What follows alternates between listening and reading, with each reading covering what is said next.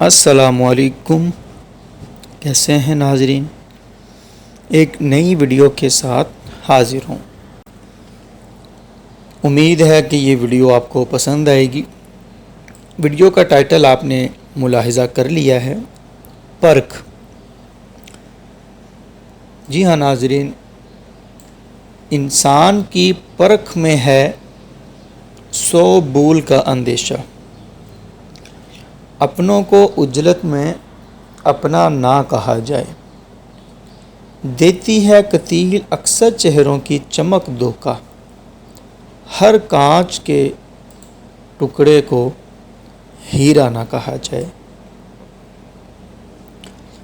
ناظرین، کبھی کبھی دل کرتا ہے ساری دنیا سے دور کہیں دور چلی جاؤں،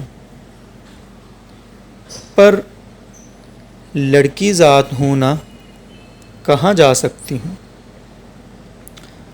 آخر سوچتی ہوں کہ سب کے ساتھ اتنا اچھا رہنے کے باوجود آخر لوگ اتنے سنگ دل کیوں ہو جاتے ہیں۔ اللہ جی کہ جینا ہی مشکل کر دیں۔ زندگی تپتے صحرا کی مانند لگنے لگتی ہے، اور یوں لگتا ہے پیروں میں خاردار جھاڑیاں چبھنے سے اذیت روح کو زخمی کر رہی ہے۔ کہاں جاؤں، کس کو بتاؤں، یہاں سب مطلب پرست ہیں، کوئی کسی کے ساتھ مخلص نہیں ہے۔ ایک تعلیمی ادارہ، کام کی جگہ، اور تیسرا چائے کا ہوٹل۔ یہ 3 جگہیں ایسی ہیں جہاں آپ کو مختلف قسم کے لوگ ملتے ہیں۔ میں جس یونیورسٹی سے 2 سالہ گرافکس کی ڈگری کر رہی تھی، اس میں میرا دوسرا سال شروع تھا۔ اس 1 سال کے عرصے میں مجھے 2 دوستیں ملیں۔ وہ ہر لحاظ سے کہہ لیں کہ پرفیکٹ تھیں۔ ان میں سے ایک ٹاپر تھی، اور اسے بھی میری طرح ہی گرافکس میں عبور حاصل تھا، پر وہ صرف کتابوں کی حد تک رہتی تھی۔ میں چونکہ پڑھائی کے معاملے میں کتابی کیڑا ٹائپ نہیں تھی، کیونکہ میں آلریڈی پارٹ ٹائم جاب کرتی تھی۔ آن لائن ایڈز وغیرہ بنانا تو پڑھائی کا زیادہ ٹائم نہیں تھا۔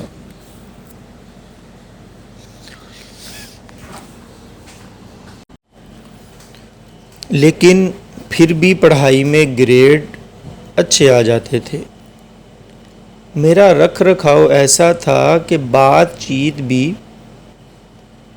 گئے چنے لوگوں سے کرتی تھی، کہ میں ہمیشہ پائیدار بات کرتی ہوں، تو کسی بھی ایرے غیرے سے کر کے وقت کا ضیاع نہیں کرنا۔ اسکول کالج کی طرح یونیورسٹی میں بھی میں نے سوشل سوسائٹی اور مختلف سرگرمیوں میں بڑھ چڑھ کے حصہ لینا شروع کر دیا۔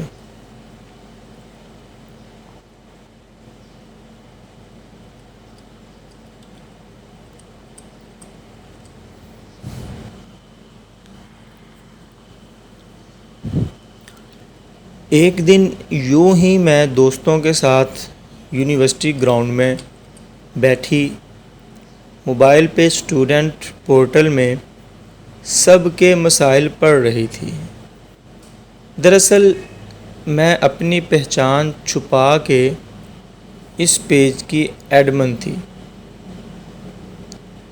کیونکہ اسٹوڈنٹ کے ایشو وغیرہ حل کرنے جیسے کام کو یونیورسٹی انتظامیہ نے غیر قانونی قرار دیا تھا،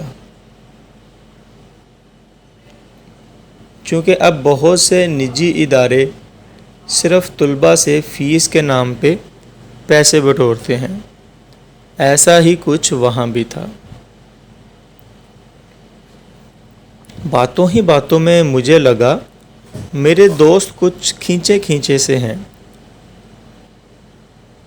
میں نے اس بات کو ہلکا سا لیا، کیونکہ میرے حلقہ احباب میں بہت کم لوگ تھے اور میں ان پہ بہت اعتبار اور محبت کرتی تھی۔ بہت خالص سا تعلق تھا میرا ان سے، پر وہی بات آتی ہے کہ شاید بعض اوقات لوگوں کو پہچاننے میں ہم سے غلطی ہو جاتی ہے۔ ناظرین، جو لوگ پہلے ہماری بس خوبیاں ہی خوبیاں دیکھ کر ہمارے قریب آتے ہیں، پھر اچانک انہیں ہماری کوئی خامی دکھنے لگتی تو وہ دوری اختیار کرنا شروع کر دیتے ہیں۔ ایسے ہی 6 مہینے گزر گئے اور دوسرے سال کے بھی فائنل ایئر امتحانات ہونے والے تھے۔ میری دوستیں ان 6 مہینوں میں پتہ نہیں لیکچرز کے بعد کہاں غائب ہو جاتی تھیں۔ میری کالز وغیرہ کا جواب نہ دینا، میسیج دیکھ کر رپلائی نہ کرنا اور کلاس میں میرے دریافت کرنے پہ کھوکھلی سی ہنسی دینا، یہ سب مجھے اب بہت دکھ دے رہا تھا۔ ایک دن کلاس میں پروفیسر صاحب کو کوئی ای میل ریسیو ہوئی۔ وہ کوئی پوسٹ تھی جو اسٹوڈنٹ موومنٹ کے بارے میں تھی، اور ایسی سرگرمیاں ہمارے ذاتی گروپ کی حد تک رہتی تھیں۔ وہ پوسٹ دیکھ کے پروفیسر صاحب غصے سے آگ بگولا ہو گئے اور سب سے دریافت کرنے لگے کہ اس گروپ کا ایڈمن کون کون ہے۔ اب میں ششدر سی بیٹھی تھی کہ یہ کیا ہو گیا۔ ابھی اسمبلی نہیں تھی کہ میرے ساتھ والی نشست سے آواز ابھری کہ سر، یہ ہمارے رضوی اور ان کے ساتھ کچھ اور ڈپارٹمنٹس کے لوگ چلا رہے ہیں گروپ، اور سر میں نے انہیں منع بھی کیا تھا، یہ پھر بھی ٹیچرز کے خلاف جانے سے باز نہیں آئے۔ میں اپنی بیسٹ فرینڈ علیشا، جو کہ ٹاپر بھی تھی، اس کو دیکھتی رہ گئی۔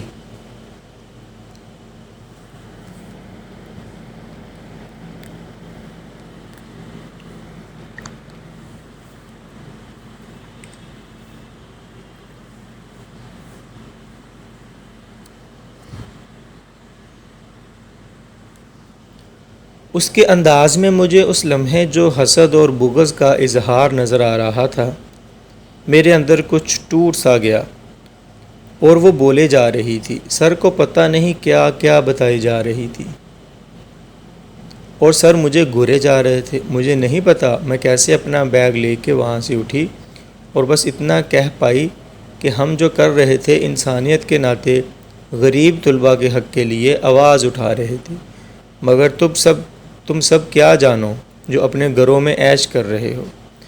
یہ کہہ کے میں وہاں رکی نہیں، کیونکہ ابھی مینجمنٹ نے باقی گروپ ممبرز پہ انکوائری شروع کرنی تھی۔ ہاسٹل واپس آ کر میں نے باتھ روم لاک کر لیا اور زندگی میں پہلی بار روئی۔ اتنا روئی کہ یوں لگ رہا تھا دوستی کے جس رشتے نے آج مجھے دھوکہ دیا ہے، اس کے ٹوٹنے کی کرچیاں میری آنکھوں میں چبھ رہی ہیں۔ میں اٹھی، وضو کیا اور باہر آئی تو مغرب ہو چکی تھی۔ نماز پڑھ کے کتنی ہی دیر سجدے میں روتی رہی کہ اللہ، کیا برا کیا ہے میں نے لوگوں کے ساتھ، جو آج رشتوں کا سب سے بھیانک چہرہ دیکھنے کو ملا ہے۔ دعا کرتی رہی کہ بس اللہ ہمت دے مجھے اس حقیقت کو تسلیم کر پاؤں۔ کچھ دل ہلکا ہوا تو یوں لگا کہیں میرے اندر سے آواز آ رہی ہے کہ او پاگل، کیا آزمائشیں انسان کو اس کے نصب العین پر مضبوط کرنے کے لیے نہیں آتی؟ کیا یہ اچھا نہیں کہ اب تمہیں سیکھ ملی ہے کہ انسان کیسے ہوتے ہیں؟ اپنے اندر اٹھتے ان سوالوں سے کافی دیر میری جنگ سی چھڑی رہی اور میرے دل کو سکون ملا۔ لیکن اگلی صبح جب میری آنکھ کھلی تو جسم بخار سے تپ رہا تھا۔ ایک دوست کو کال کر کے اطلاع دی تو اس نے کہا تم گھر جاؤ، ہم لوگ یونی میں سارے معاملات سے نپٹ لیں گے۔ پھر میں بھائی کے ساتھ گھر آ گئی اور بہت بیمار رہنے لگی۔ موبائل گیلری کھولتی تھی تو 3 ہنستے مسکراتے چہرے ہر تصویر میں مختلف انداز میں نظر آتے۔ نہ جانے کتنی دیر اسکرین پہ انگلیاں پھیرتی اور بس دل کے کرب کو اور آنسوؤں کو ضبط کرتے ہوئے تھک جاتی۔ 1 مہینہ بعد فائنل امتحان شروع ہو گئے اور میں ہاسٹل آ گئی۔ یونیورسٹی میں سب لوگ زور و شور سے تیاریوں میں لگے ہوئے تھے، کسی کا دھیان میری طرف نہیں تھا۔ آخری پرچے والے دن جو ہی میرے قدم یونیورسٹی کے اندر احاطے کی جانب بڑھے، اسٹوڈنٹ کے گروہ میرے ارد گرد اکٹھے ہو گئے۔ حمائل کہاں چلی گئی تھیں آپ؟ حمائل یونی کیوں چھوڑ دی تھی؟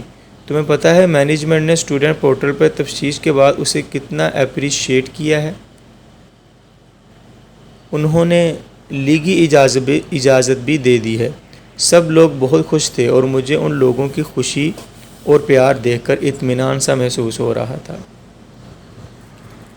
بہت سے لوگوں کو اس دن میں نے دور سے دیکھا تھا جو اپنی انا اور شرمندگی کو اجنبیت کے ابادے میں اوڑھے ہوئے کیمپس سے آخری پیپر دے کے جا رہے تھے۔